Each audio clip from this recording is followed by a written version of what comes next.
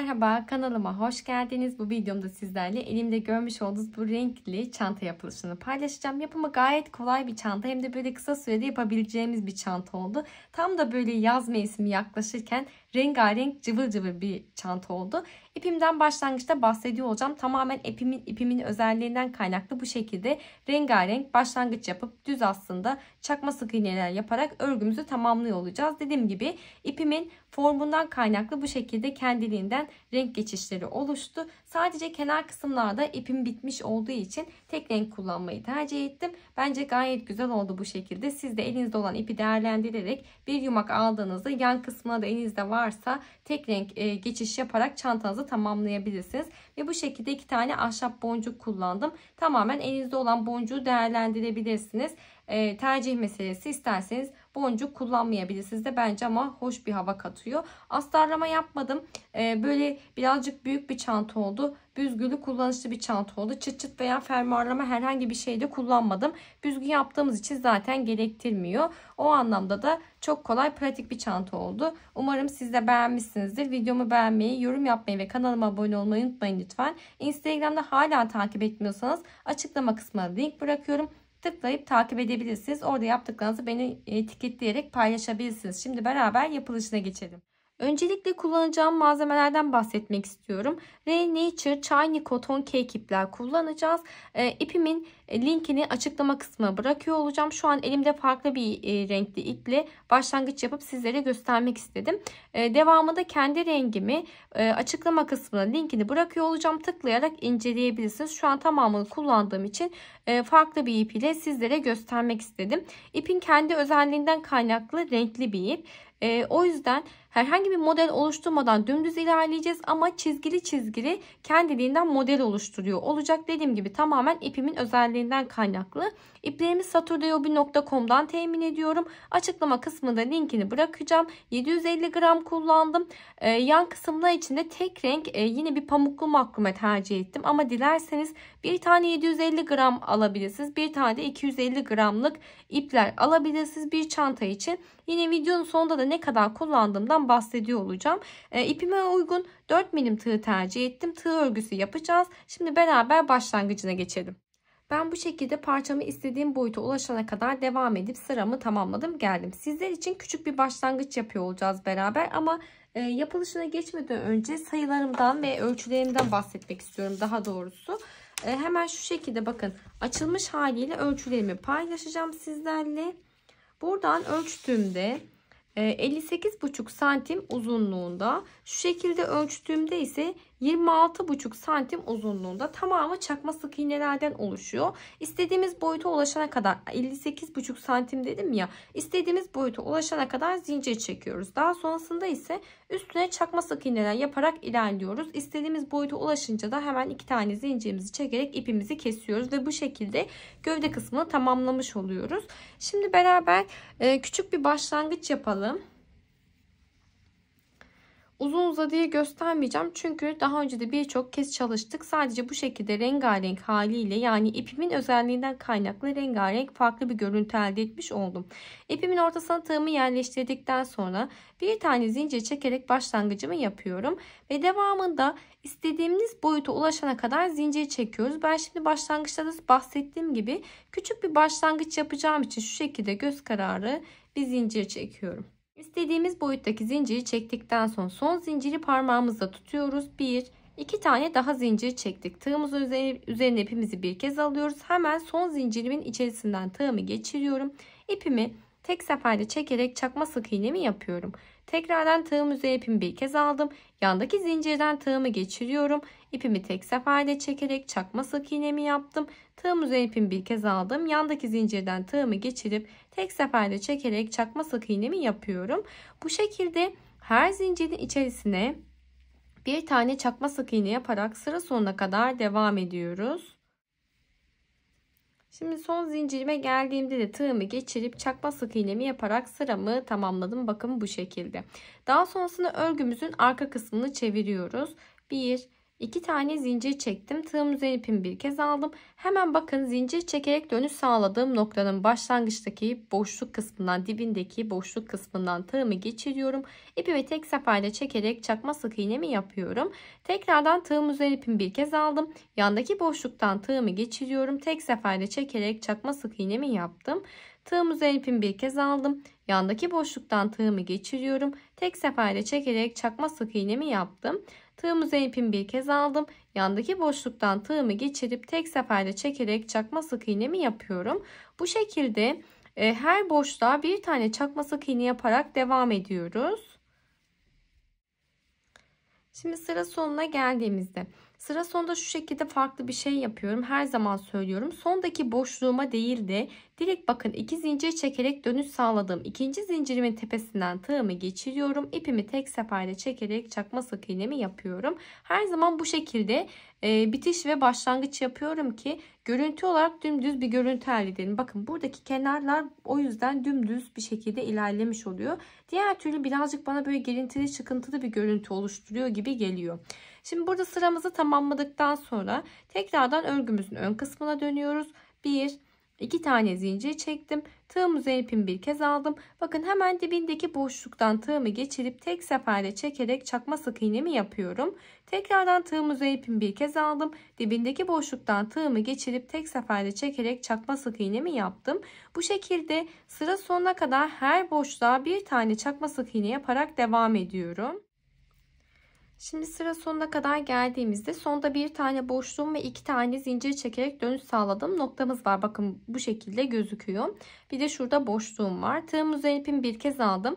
Boşluktan bakın buradaki boşluğa değil de ikinci zincirimin tepesinden tığımı geçiriyorum. İpimi tek seferde çekerek çakma sık iğnemi yaparak sıramı tamamlıyorum. Daha sonrasında örgümüzün arka kısmına dönüyoruz. 2 tane zincirimi çektim. Tığım üzerine ipimi bir kez aldım. Hemen dibindeki boşluktan tığımı geçirip tek seferde çekerek çakma sık iğnemi yaptım. Bu şekilde yine sıra sonuna kadar çakma sık iğneler yaparak devam ediyoruz.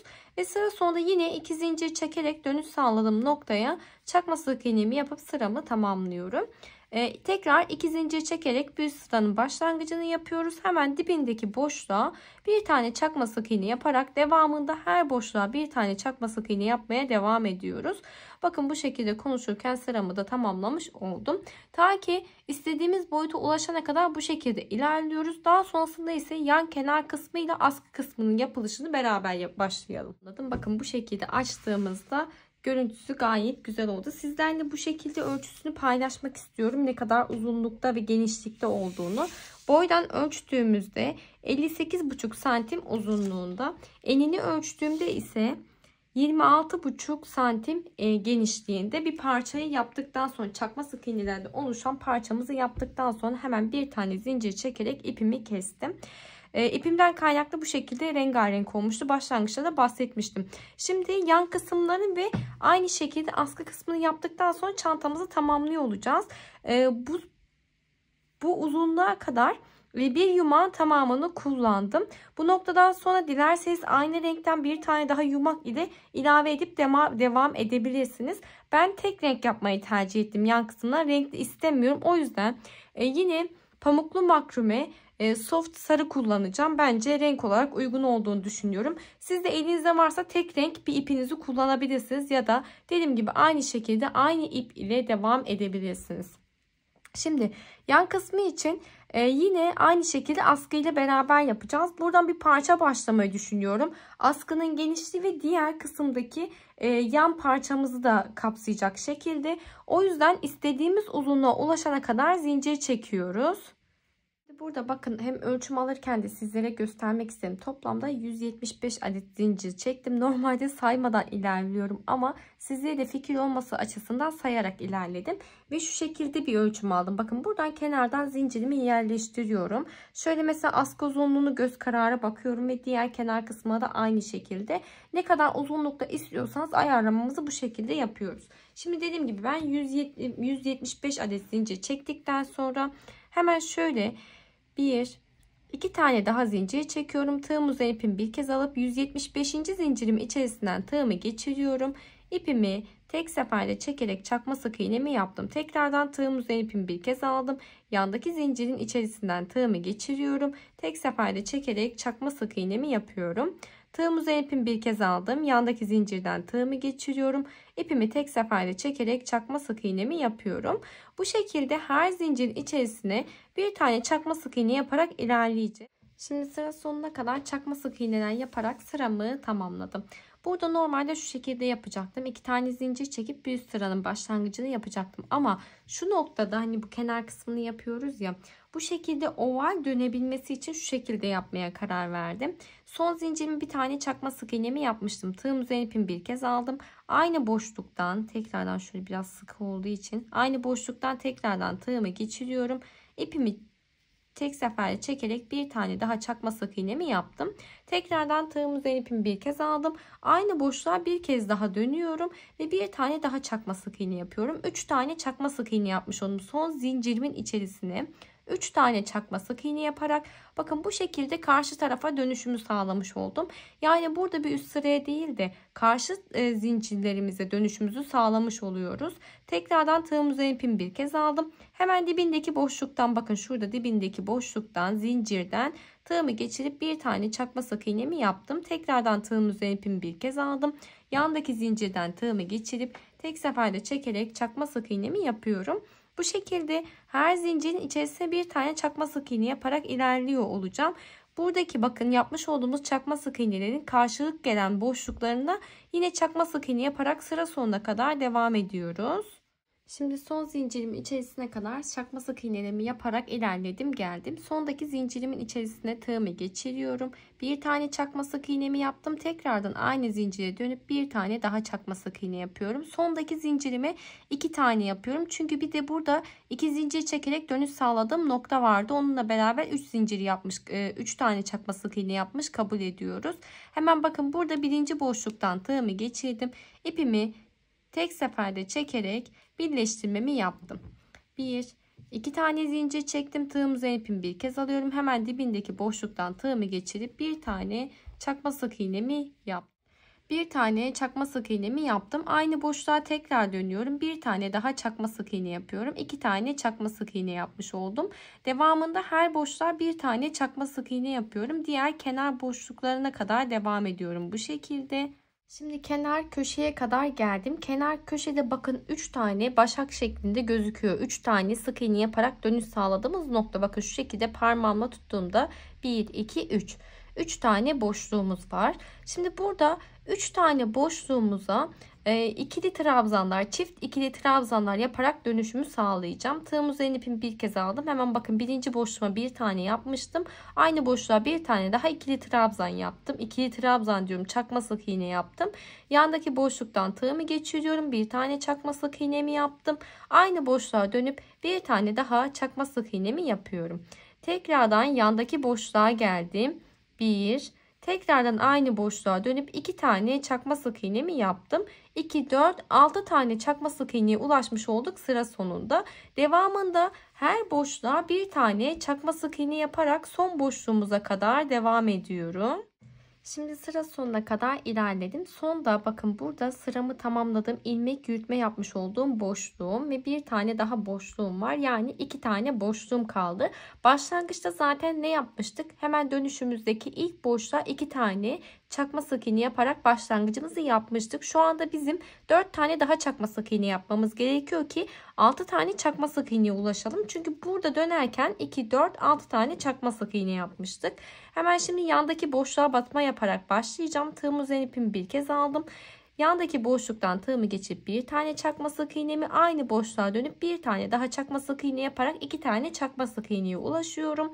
Tığım üzerine ipimi bir kez aldım. Yandaki boşluktan tığımı geçiriyorum. Burası ilmek yürütme yapmış olduğum nokta. Bir tane çakma sık iğnemi tekrar aynı boşluğa dönüp bir tane daha çakma sık iğnemi yaparak 2, 4, 6 tane çakma sık iğneye ulaşmış oldum. Hemen birinci boşluğun tepesinden tığımı geçiriyorum. İpimi çektim. İlmeğimi içerisinden geçirerek ilmek yürütmemi yapıyorum. 2 tane zincirimi çekip burada ipimi keserek artık sıramı tamamlıyorum. Hemen şöyle ipimi arka kısmına çekip göstermek istiyorum.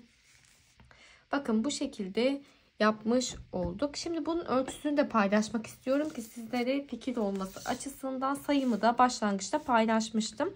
Şunu söylemek istiyorum, tamamen uzunluk size kalmış bir şey.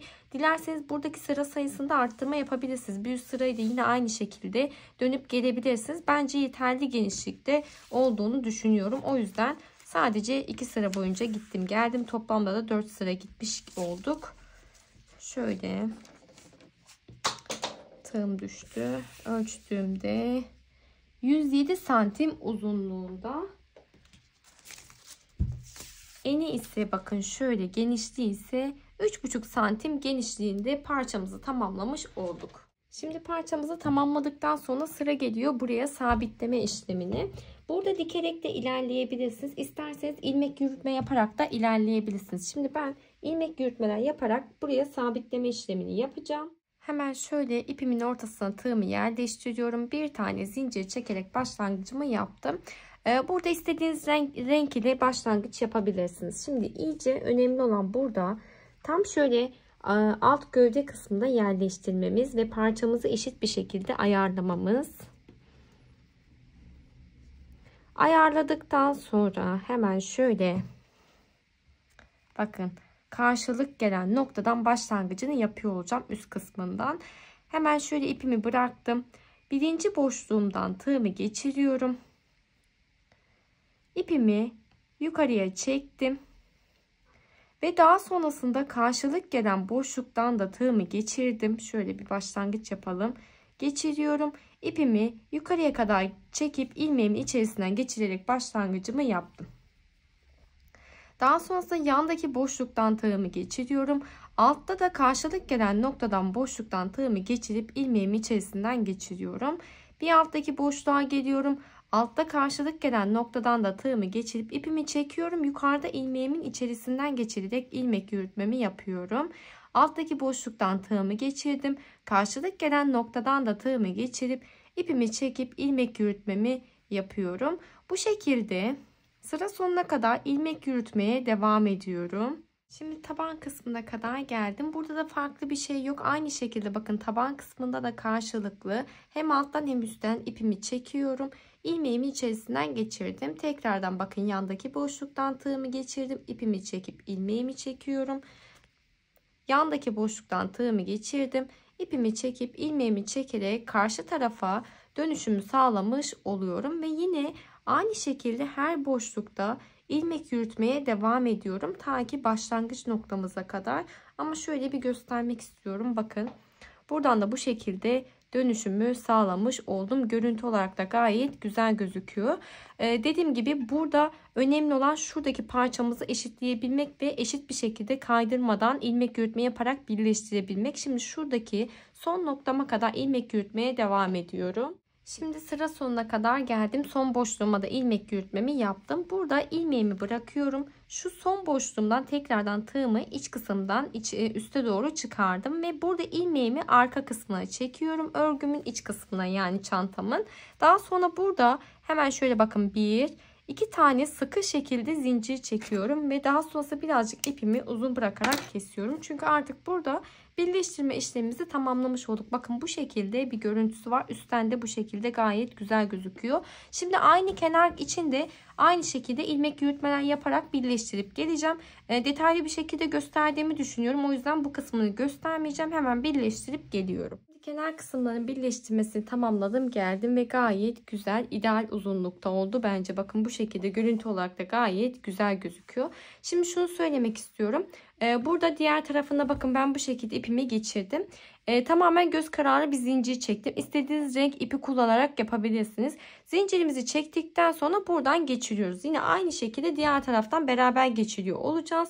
Zinciri çektikten sonra bakın istediğiniz boyutta ucunda bir tık böyle fazla ip bırakmanız gerekiyor ki iğnenizi geçirebilmeniz için. Daha sonrasında burada 4 sıra gitmiştik ya. Ortada 2 tane sıra bırakarak başlangıç yapıyoruz. Bakın hemen şöyle ortada, iki kenardan da tam orta kısmından başlangıç yapıyor oluyorum. Boşluğumu bıraktıktan sonra 2 tane böyle şuradan hemen dibinden bir başlangıç yapalım.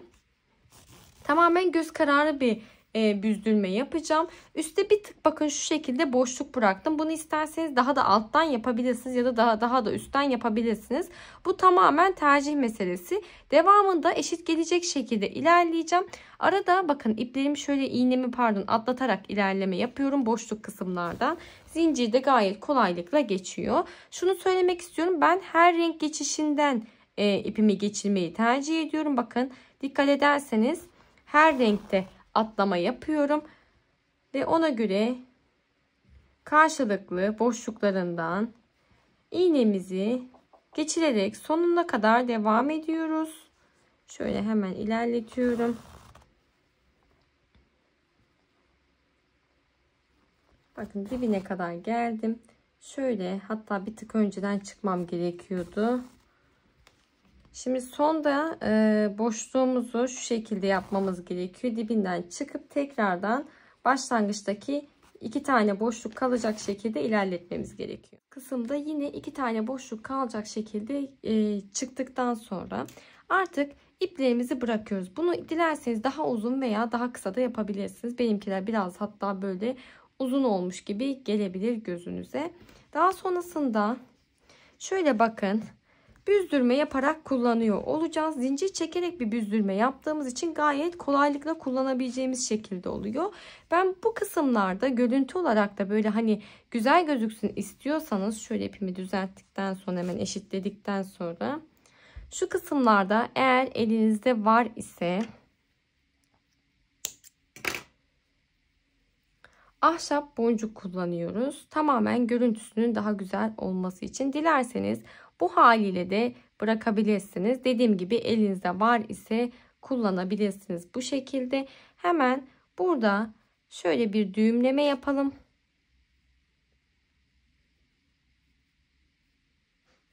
Bakın sıkı bir şekilde şöyle ucunu birleştiriyorum sadece. Bakın. Daha sonra şuradaki fazlalığı yok ediyorum. Bu şekilde boncuğumuzu takmış olduk. Yine aynı şekilde diğer tarafa da hemen boncuğumuzu takıyoruz. Daha sonrasında boncuklarımızı da geçirdikten sonra bu şekilde çekiyoruz. Büzüştürdükten sonra düzeltmeyi yaparak çantamız kullanıma hazır. Ben astarlama yapmayacağım. İpimin yapısı gereği astarlama yaptığını düşünmüyorum. Çünkü pamuklu makrome bir ip kullanmış olduk. Yapı olarak da sert olduğu için astarlama gerektirmiyor. Gayet ideal boyutta ve tatlı oldu. Rengarenk oldu. Bir yumağım vardı elimde 750 gram. Başlangıçta ipimden bahsetmiştim. Tamamını kullandım. Devamında yine satordoyobu.com'dan almış olduğum pamuklu makrome ipim vardı. Soft sarı rengi. Onu kullandım. Bu kenar kısımlarında ve askı kısmında tek renk kullanmayı tercih ettim. Siz de dilerseniz bir yumağınız varsa elinizde çantanın gövde kısmında bu şekilde rengarenk yapıp kenar kısmında da elinizde olan bir ipi kullanarak değerlendirebilirsiniz. 4 milim tığ ile de örgümüzü tamamlamış olduk. Videomu beğenmeyi, yorum yapmayı ve kanalıma abone olmayı unutmayın lütfen. Bir sonraki videoda görüşmek üzere. Hoşça kalın.